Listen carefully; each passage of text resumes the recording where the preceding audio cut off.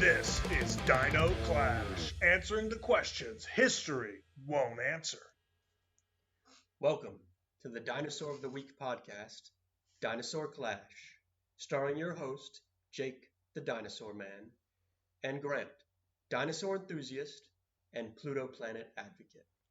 On this week's Dino Clash, we have Tyrannosaurus Rex versus the Spinosaur. This ain't your granny's Dino Clash. So on this week's episode of Dino Clash, we're going into the T-Rex and the Spinosaurus. And this is featured in the Jurassic Park film, Jurassic Park 3. And we see Dr. Alan Grant being chased by a Tyrannosaur into a Spinosaurus, and then they start beefing. They get into it. Let's just say it's a nasty fight. Jake, welcome. Thank you for having me on. I'd like to say a lot's changed since Jurassic Park 3 was made. It's not their fault, but a lot has changed, and we have some new updates about how that fight might actually go. Absolutely. What are some things that you can shed some light on? Alrighty, well, let's start with Spinosaurus. I think this is one of the most fascinating creatures we've ever discovered, and a lot of that comes down to just how much it changes. I don't think any animal has changed more in the last 25 years than Spinosaurus. So let's begin with probably the most noticeable change, which is its reduced hind limbs. These limbs are a lot shorter than you would have expected for a usual theropod. Especially some of the relatives of Spinosaurus have longer limbs, but Spinosaurus is unique in this aspect. It also has a thinner, taller tail that was almost paddle-like, and it also had these dense bones, all of this pointing towards it being a much more aquatic animal than we previously expected.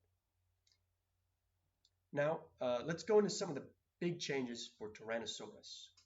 Tyrannosaurus hasn't changed too much since its depiction in Jurassic Park.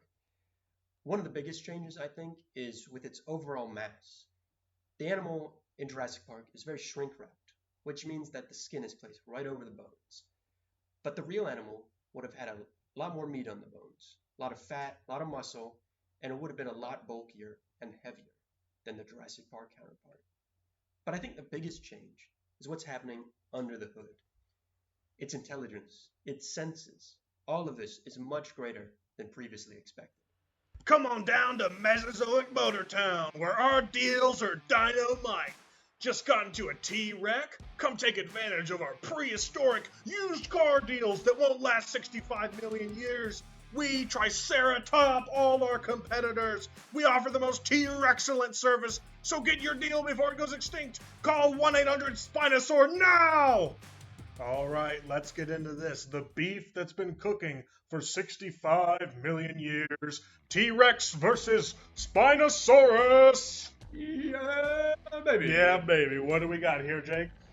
So, the T-Rex would come in just like in Jurassic Park, and it would bite down hard on the Spinosaurus' skull. We see fossil evidence. Ooh, big bite.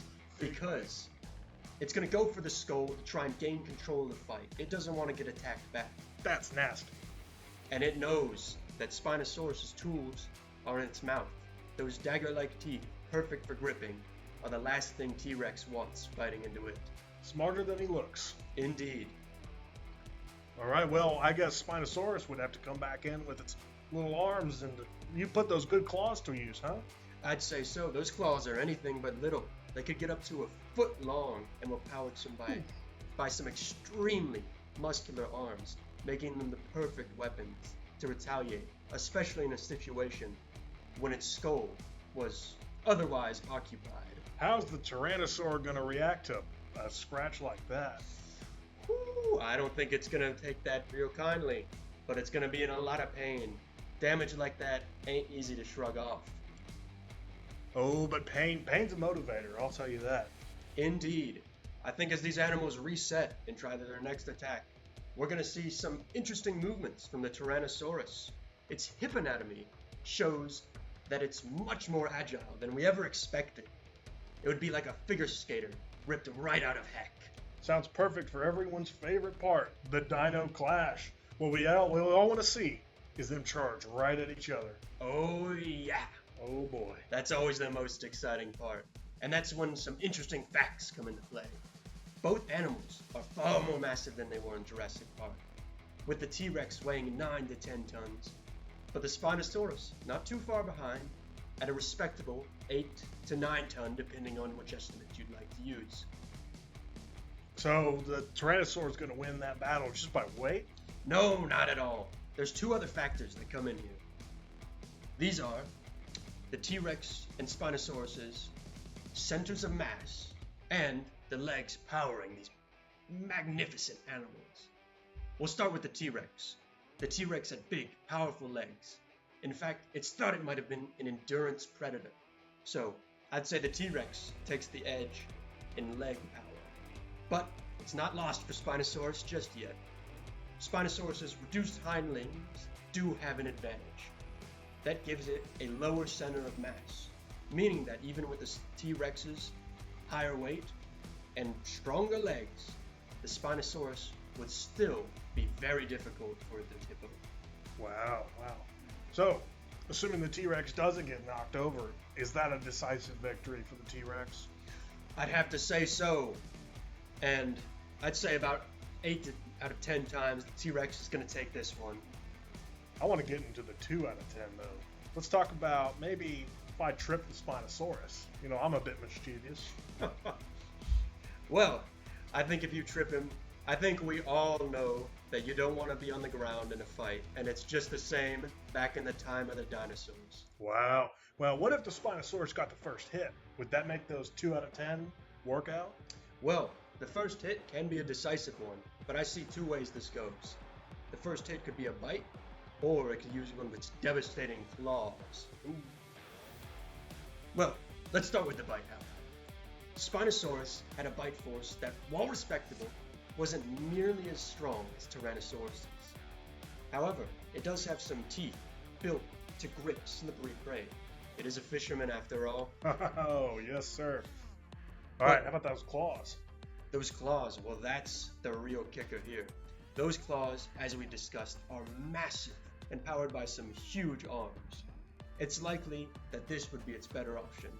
Not because it's, we'll say, more reliable, but in those few times where it does get a good hit in, that damage is going to be massive. Very difficult for even the mighty king to shrug off. Let's up the ante here and see what happens when we throw in another Spinosaurus. Another one? Well, I do have to say one thing. I think that the Tyrannosaur is actually more likely to have hunted in numbers. Ooh.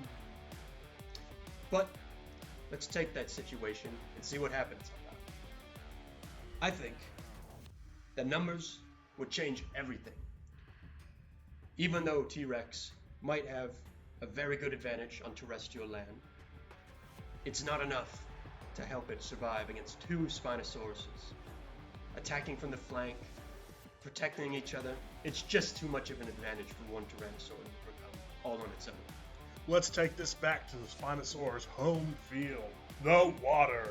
Ooh, home field advantage. That's what T-Rex had back in the fight on land. But now we're in Spinosaurus' domain, which makes it a whole different ballgame. As we've discussed, Spinosaurus had dense bones, perfect for swimming and diving. In fact, one of its best strategies might have been to drown the T-Rex. Oh, that's a rough one. I would not want to go out that way. But, unfortunately, back to the Jurassic Park, it didn't happen in the water. Very sad for Spinosaurus fans, including myself. I just like to say, Spinosaurus would beat Tyrannosaur in any fishing tournament. Absolutely. I do have to tell you, I agree with that. Those little stubby arms of his are doing nothing good with a fishing rod. All right. Sounds like that's the fight, folks. Indeed. If you've got any questions or any matchup requests, please leave them in the comments below.